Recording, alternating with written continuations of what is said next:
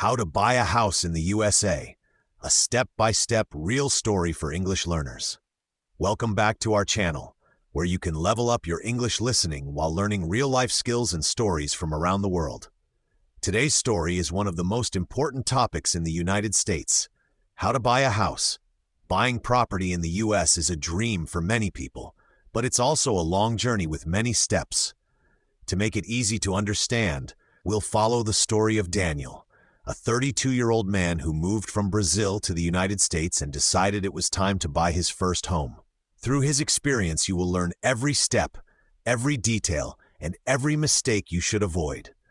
So sit back, relax, and enjoy this 20-30-minute story designed especially for intermediate English learners. Chapter 1. The Dream Starts. Daniel had lived in Orlando, Florida for almost 5 years. He rented a small apartment and worked full-time as an HVAC technician, a job that paid well and offered stability. One morning, after receiving another rent increase letter from his landlord, he said to himself, "Why am I paying so much rent every year? This money could be going toward my own home." That single moment planted a seed. He started researching online, watching videos, and reading about buying property in America. But the more he searched, the more confused he became. Pre-approval, credit score, down payment, closing costs, escrow, inspection, HOA. It felt like a completely different language. That evening, he called his friend Lucas, who had bought a house the previous year. Daniel asked, "Is it really that complicated?" Lucas laughed gently and said, "Not if you take it step by step. I'll show you." And so Daniel's journey began. Chapter 2, The Credit Score Surprise. The first thing Lucas asked was, "Daniel, what's your credit score?" Daniel had no idea. He had paid his bills on time, had 2 credit cards, and never missed payments. But he had never checked his score. They downloaded a free credit monitoring app, entered his information, and waited. When the number appeared on the screen, Daniel felt both relieved and proud. 715, a good score. Lucas explained, "In the US, your credit score decides everything. If the bank will approve you, what interest rate you get, how much your monthly payment will be." He said that buyers usually need at least 620, but above 700 is much better. Daniel felt confident. Step 1, complete. Chapter 3, Saving the Down Payment. The second step was something Daniel already feared: the down payment. Lucas explained it simply. To buy a house, you usually need between 3 and 20% of the house price saved. Daniel asked, "Why such a big difference?" Lucas smiled, "Because there are many loan types. Some let you pay less up front, but you pay more later in interest." Daniel decided on a goal: save 5% of a $350,000 house, about $17,500. He opened a separate savings account and started adding money every month. He cooked more at home, cut unnecessary expenses, and worked overtime when available. Slowly, the money grew. After 9 months, he finally reached his goal. Step 2 complete. Chapter 4, Pre-approval. The Golden Ticket. Lucas told him, "Before you even look at houses, get pre-approved by a lender." Pre-approval is when a bank reviews your income, job history, and credit score and gives you a letter saying how much you are allowed to borrow. Daniel met with a mortgage broker, submitted documents, and waited. A few days later, he received a letter. Approved for up to $380,000. He felt like he was holding a key, the key to start house shopping. His broker said, "Now you can make offers. Sellers will take you seriously." Step 3 complete. Chapter 5, The Real Estate Agent. Next, Daniel needed a real estate agent, someone who knew the neighborhoods, prices, and all the complicated paperwork. He interviewed 3 agents before choosing a woman named Samantha. She was patient, friendly, and explained things in simple English. She showed him houses in Orlando, Kissimmee, and Winter Garden. Daniel learned something important. In the US, the buyer usually doesn't pay the agent, the seller does. That made him even more comfortable. Step 4, complete. Chapter 6, House Hunting Adventures. For the next few weeks, Daniel visited houses every Saturday. Some were beautiful but too expensive. Some were cheap but needed major repairs. Some were perfect except for the neighborhood. He learned new vocabulary: move-in ready, fixer-upper, closing timeline, property taxes, HOA fees.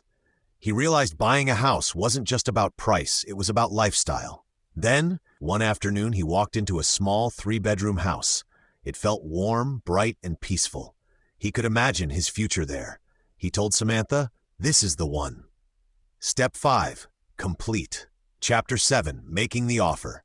Samantha prepared an offer, a document saying how much Daniel wanted to pay, how much his down payment was, and when he wanted to move. The house was listed at $345,000. Daniel offered $340,000.